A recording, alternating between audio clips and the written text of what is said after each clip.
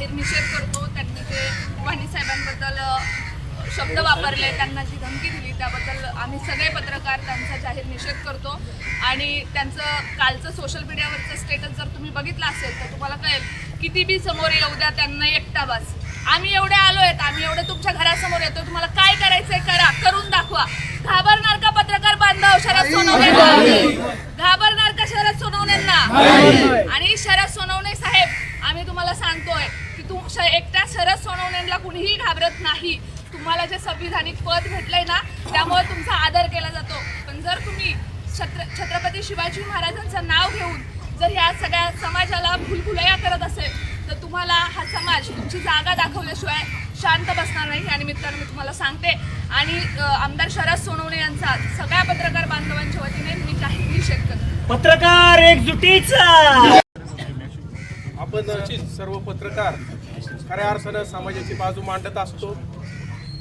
समाजाची बाजू मांडताना कोणतरी नाराज होत असतं आणि कोणाला तरी आनंद होत असतो। मात्र सामाजिक प्रश्न मांडताना सर्वस्वी याला जबाबदार प्रशासन असतं आणि शरद सोनवणे हे जुन्नर तालुक्याचे आमदार आहेत। आणि ज्या वेळेला कधीतरी वाणी साहेबांनी बातम्या दिल्या असतील किंवा आपल्या पत्रकारांनी बातम्या दिल्या असतील तर त्याचं त्यांनी दुःख मानू नये। त्याचं कारण आहे तसंच एक तुमचा उदो सुद्धा याच पत्रकारांनी केलेला आहे। जुन्नर तालुक्यामध्ये जेव्हा आपण आलात त्यावेळेला याच पत्रकारांनी तुमचा चेहरा या जुन्नरवासियांना दाखवलेला आहे। आज ज्या मोठेपणाने तुम्ही सांगताय की मी शिवजन्मभूमीचा आमदार आहे, त्याच मोठेपणाला या पत्रकारांनी तुम्हाला खतपाणी घातलंय, हे विसर तुम्हाला आज पडलेला आहे। या निमित्तानं सांगू इच्छितो की पत्रकारांच्या पाठीशी हे शासन देखील आहे। नरेंद्र मोदी साहेब ज्या वेळेला म्हणतात सोशल मीडियावर आपण जास्तीत जास्त काम केलं पाहिजे, आपण फिजिकली काम करण्यापेक्षा सोशल मीडियावर जास्त म्हणजे डिजिटलायझेशनकडे गेलेलो आहोत। आणि यावेळेला त्याच सत्तेमधला एखादा आमदार ज्या वेळेला म्हणतो की आपण आपली दांडकी बाजूला ठेवा आणि हे मी नंतर पाहून घेईल, तर आता हे पत्रकार तुमचं ऐकणार नाहीत।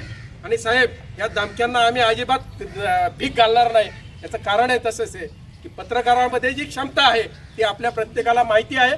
त्यामुळं पत्रकारांच्या नादाला आपण कुणीही लोकप्रतिनिधींना माझी विनंती की लागू नये। याचं कारण आहे की तुम्हाला मोठं करणारे पत्रकार आहेत, तुमचे प्रश्न मांडणारे पत्रकार आहेत, तुमच्या बाजू मांडणारे पत्रकार आहेत, तुमची मुलाखत घेणारे देखील हेच पत्रकार आहेत आणि त्यांना तुम्ही दुखावणं हे तुमचं काम नाही। आज रोजी ज्येष्ठ पत्रकार सुरेश वाणी यांना जे बेताल वक्तव्य आपण केलेलं आहे याचा मी जाहीरपणे निषेध करतो। महाराष्ट्र राज्य मराठी पत्रकार संघ मुंबई याच्या वतीने मी आज रोजी शरद सोनवणे यांचा जाहीर निषेध करतो। यांनी यापुढील काळात आपल्या शब्दांना आवर द्यावा, अन्यथा आपलं जर यापुढील काळात बेताल वक्तव्य आलं तर महाराष्ट्र राज्यामध्ये आपल्या विरोधी आंदोलन छेडलं जाईल असा इशारा देखील त्यांना या निमित्ताने देतो आणि माझ्या दोन शब्दाला स्वल्पविराम।